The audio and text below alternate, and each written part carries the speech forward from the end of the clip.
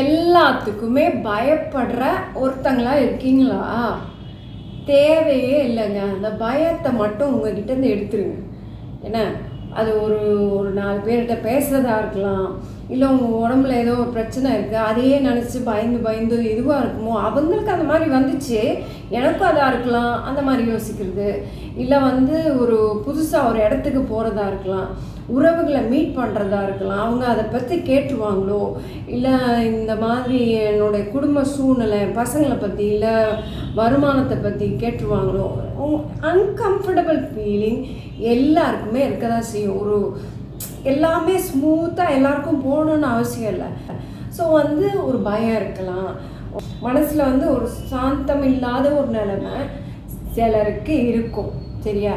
சிலர் பார்த்திங்கன்னா இயற்கையாகவே ரொம்ப ஹாப்பியாக இருப்பாங்க, எது எடுத்தாலும் சந்தோஷமாக போயிட்டே இருப்பாங்க. அவங்கள பார்க்கும்போது ஐயோ இவங்கள மாதிரி நம்ம ஏன் இருக்க முடிய மாட்டேங்குது அப்படின்னு நம்ம நினைக்கிறோம். ஆனால் அவங்கள மாதிரி நிச்சயமாக நம்மளால் இருக்க முடியும். எப்போ தெரியுமா? முடிவு பண்ணணும், நானும் சந்தோஷமாக தான் இருக்க போகிறேன், பயத்துக்கு நான் உள்ள இடம் கொடுக்க போகிறதில்ல அப்படின்னு சொல்லி நம்ம தீர்மானம் எடுக்கும்போது தான் அது வேலை செய்ய ஆரம்பிக்கும். ஸோ எப்போவுமே பயந்துகிட்டே இருக்கிறவங்க முதல்ல தீர்மானம் பண்ணுங்க. ஏன்னா இந்த பயம் உள்ளே போய்ட்டு என்ன பண்ணணும் தெரியுமா? நம்ம உடம்புல எவ்வளோ இம்யூனிட்டி செல்ஸ் இருக்குது. இப்போ எதிர்ப்பு சக்தி சொல்கிறாங்களே, ஒரு வியாதி ஏதோ உள்ளே வர்றதுக்கு அந்த கிருமி வேலை செய்யுதுன்னா அதை போய் நசுக்கிற எபிலிட்டி இந்த இம்யூனிட்டி செல்ஸுக்கு இருக்குது. இந்த பயம் உள்ளே போயிட்டு இம்யூனிட்டியை வேலை செய்யக்கூடாது அந்த செல்ஸை, அதனால அது நமக்கு வேணாம்.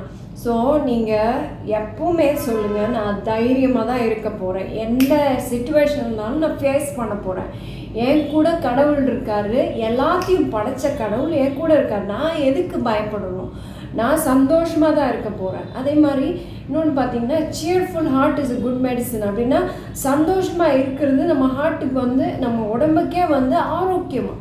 ஸோ நான் சந்தோஷமாக தான் இருக்க போனேன், எதுக்கு மிஞ்சி போனால் என்ன ஆகிடுங்க, எதுக்கு நம்ம அதை நினச்சிக்கிட்டு கவலைப்பட்டுக்கிட்டு ஒன்றும் நடக்காது. நம்ம காலத்துக்கு முன்னாடி எதுவுமே நடக்காது. அந்த ஒரு தீர்மானம் எடுங்க, எதுவும் எனக்கு நடக்காது, நான் ஆரோக்கியமாக வாழ போகிறேன், சந்தோஷமாக வாழ போகிறேன், கடவுளுக்காக எதையாச்சும் செய்ய போகிறேன், இந்த உலகத்தில் ஏதாச்சும் சாதிக்க போகிறேன், புதுசாக ஏதாவது செய்ய போகிறேன் அப்படின்னு சொல்லி தீர்மானம் எடுத்து செயல்பட வரல பார்த்தீங்களா, செயல்பட ஆரம்பிங்க.